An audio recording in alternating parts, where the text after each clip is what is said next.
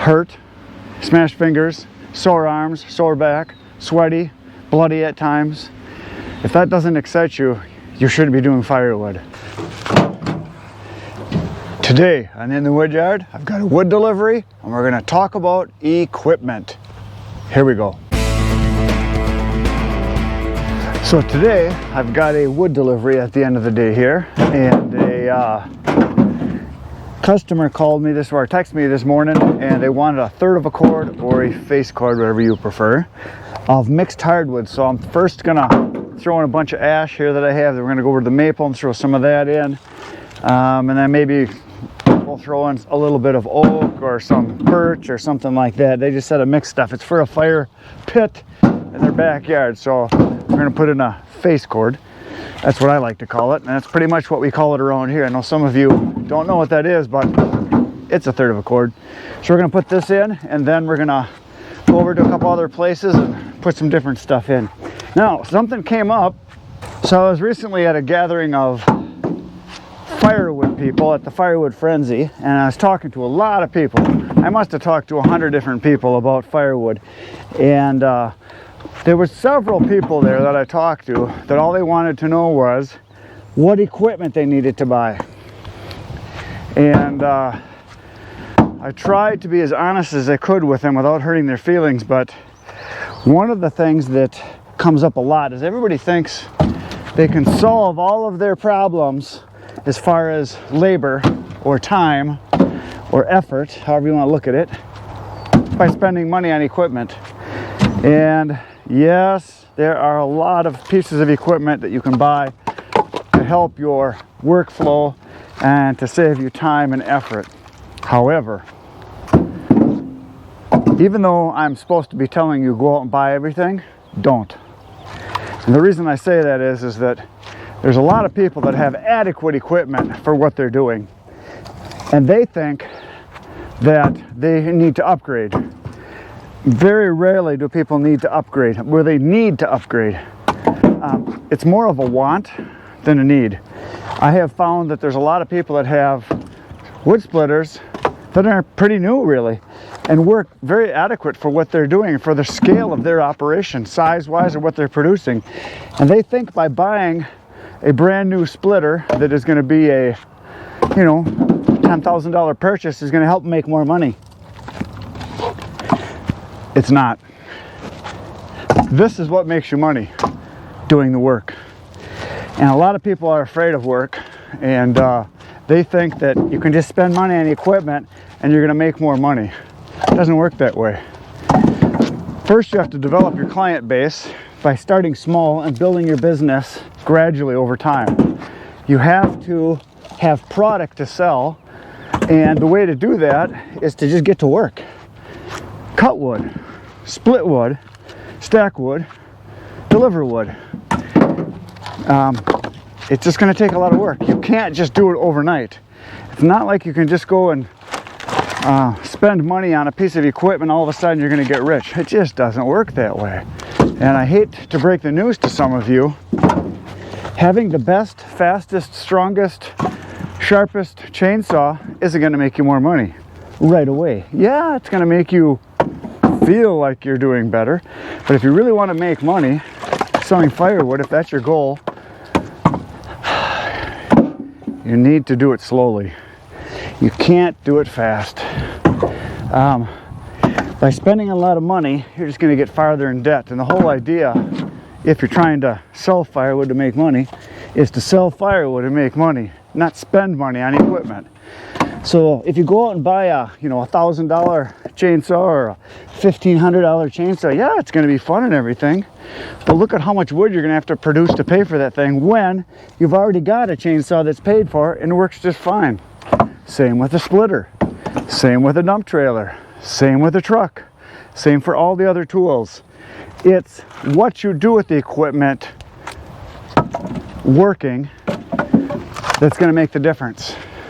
Spending money, replacing equipment a lot is going to put you out of business fast.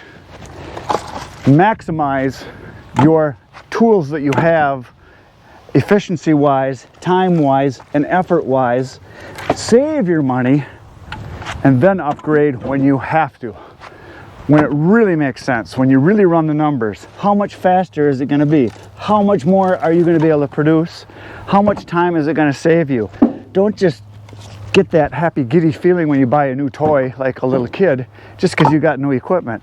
That's not always going to make you money if that's what you're after. Unless you got money to burn, which is not most people, go slow on buying equipment, but work hard and fast making the wood. That means effort. That means sweat, time, aches and pains. It means all the stuff you guys don't want to hear. It's the truth. Most people try to avoid pain. They try to avoid work. This is a fact that I can tell you, and the sooner you accept this fact, the better. Firewood is a lot of work. It's a lot of effort. It's a lot of sweat. It's a lot of pain. Accept it, embrace the suck, and get to work. It's that simple.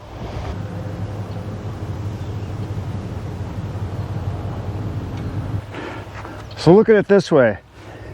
If you've got your heart set on a new chainsaw and it's going to cost you, well, just take for instance the saw that everybody seems to want, the new Steel 500i, if you can find one. They're a little bit south of $1,500. That's $1,500. And for instance, if you sell your firewood for a third of a cord, which is what this is going to be, for $100, which some of you get more, some of you get less, doesn't matter, just say $100. That means I need to fill my truck 15 times and deliver it. That means I need to cut the wood. First I need to find the wood, cut the wood, split the wood, stack the wood, dry the wood, load the wood, haul the wood, dump the wood. 15 times I need to do this to pay for that chainsaw.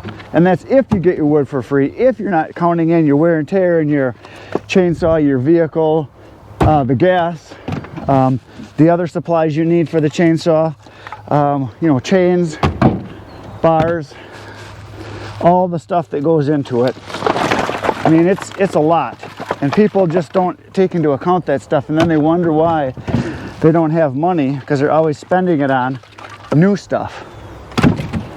So you got to look at all the numbers, not just the shiny new object. Unfortunately, our society is set up for new. Now. Faster, faster, faster.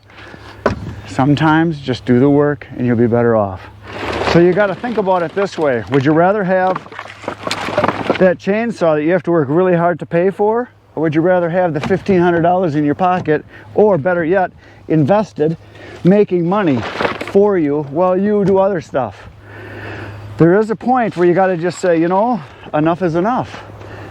Or use what you've got until you got enough to pay for cash for certain things, and that's what I do. I don't just go blow money on stuff just because everybody says I should have it.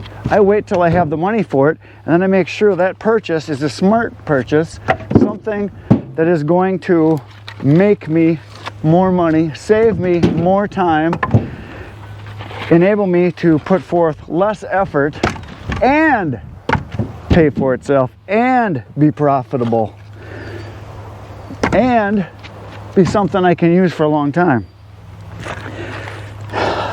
I've talked to several people that have gone through several pieces of equipment in a very short time period, and it just doesn't make sense to me. I use my stuff till it's basically wore out because I want to get my money's worth out of it. So you've got to look at the big picture. You got to look at the whole picture of what it's going to do for you, how much time it's going to save you, how much it's going to cost you in the long run, not just the short term. So all that has to be considered. So I would have to say, hold off on buying new equipment until you absolutely need it. Now there's something that goes with that when it comes to new equipment. Be ready for it when you need it. Save money in the meantime. A rainy day is going to happen. It always does. take a percentage of your money and put it away. And I would say as much as possible. Take as much of your profit as possible, put it away, reinvest it so it can grow while you're doing work, and pretend it never existed. Don't just go out and spend it on fun or fun things. Put your money away so that when you really need it, you've got it. Just another tip.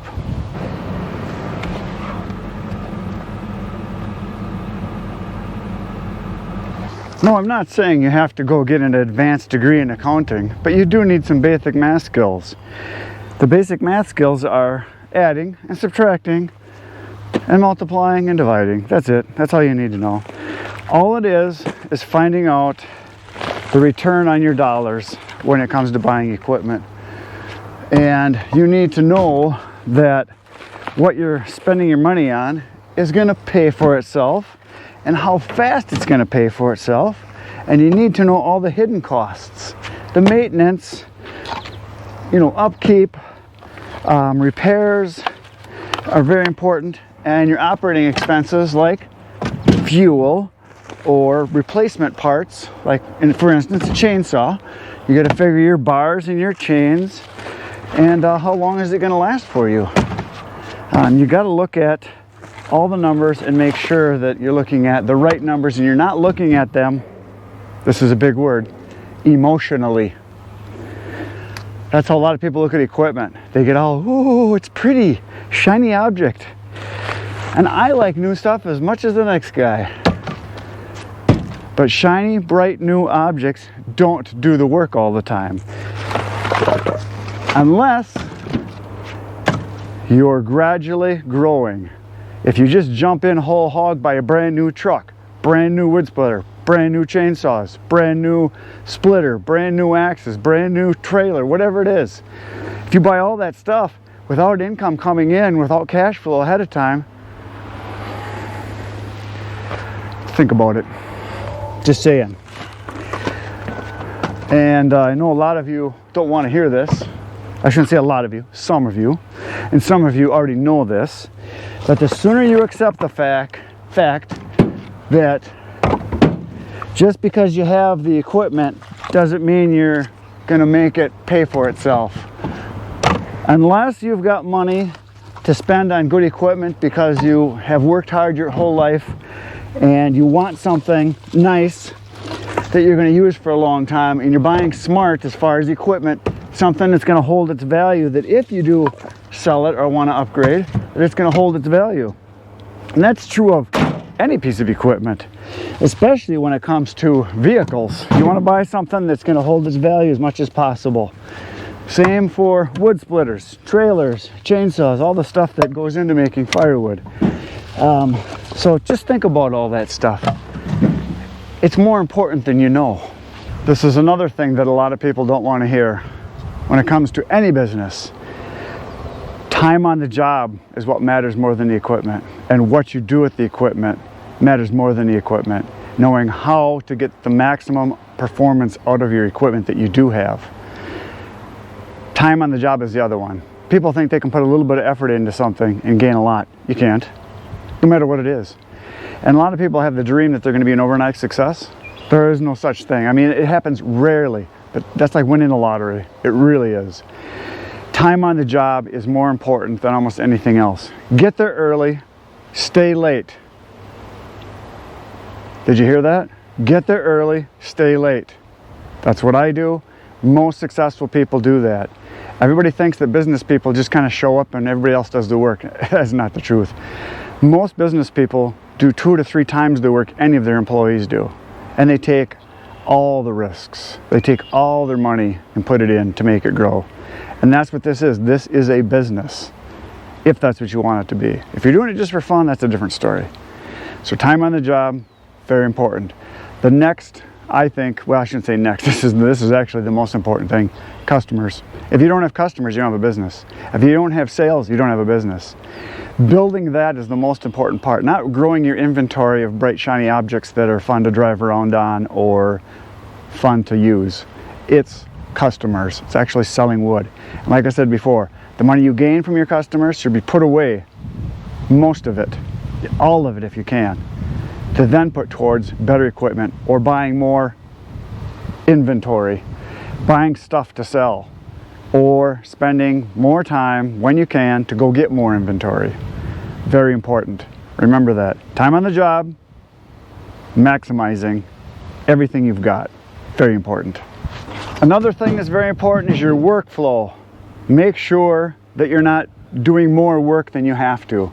Trying to think about your starting and your ending process. Where you start and where you end. I see a lot of people that think they need equipment to move wood. For the last 8-9 years, I have been doing 600 face cords of wood, which is 200 full cords, with a chainsaw, a dump trailer, and my truck. That's it. You don't need all the greatest equipment in the world. My first trailer that I had was a borrowed trailer from a buddy of mine. It was a 5x8, just little cargo trailer that didn't dump, and I used that for probably 2 years. And I fixed it up so that it was nicer. I put new tires on it, new bearings in it, put new wood on it, put a new frame on it, fixed it all up, put new lights on it. I did all of that, and he got it back because I told him I was going to borrow it and I'm going to make it that it's good enough to use. And then now he has it after I bought my trailer. My first truck was just a little truck that I had, and that's all I used. I had a small chainsaw, just a single chainsaw, a 55cc chainsaw that I used for 3 years before I upgraded. It's not spending money, it's doing the work. Did you hear that? It's doing the work. Yes, equipment is great. It's not everything. Doing the work is. And then when you get to the point where you've grown, where you can't physically do anymore, and you've got your money set aside, then you start purchasing bigger and better equipment. But you do it gradually. You don't just go spend it all at once. You buy pieces here, pieces there, save for the next one, buy the next one. Work really hard with what you've got, save money, put it away, and then invest again. And it's a lot of reinvestment. A lot of people that don't own businesses or are starting a business or haven't been in business for a long time don't realize most successful businesses don't make any money until 7 or 8 years down the road. And that doesn't mean they're not making sales. It means they're not taking any money and going on expensive vacations and buying new trucks and spending money on tons of equipment. What they're doing is they're taking that money, they reinvest it in buying raw materials, piles of wood or loads of wood, or they're reinvesting it gradually into better equipment as they can without taking loans out, because then all that money that your profit you think you're making is just going to the bank and interest. Just saying. We're gonna get this loaded. I got a delivery to make.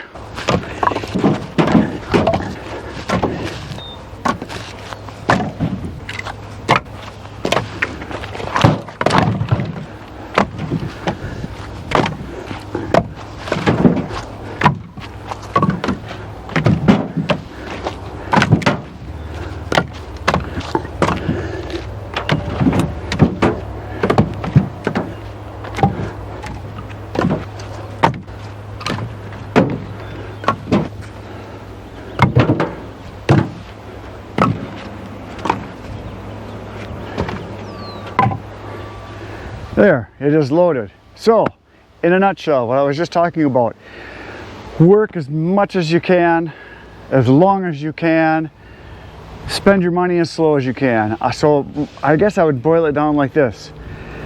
Work fast and hard. Spend slow and hard. Make major decisions slowly when it comes to spending money. Don't do it fast. Don't just go out and blow everything. Save long and know that your customers and your workflow and efficiency and getting the most out of your equipment that you can is the best thing you can do. So if you don't like to work hard, you're obviously in the wrong place. If you don't want to hurt, smashed fingers, sore arms, sore back, sweaty, bloody at times, if that doesn't excite you, you shouldn't be doing firewood. But I like that. That's what I like to do. I like the hard work. And if you like that thing, go for it. That's it for today, folks. Thanks for watching. I'm gonna go deliver this load right now. You don't need to see that. It's just down the road. I'm gonna dump it off and come back. Tomorrow I'm gonna be back with another video. You should come on back. It'll be fun. Between now and then, get outside, get cutting. And if you happen to see Irene, tell her I said good night.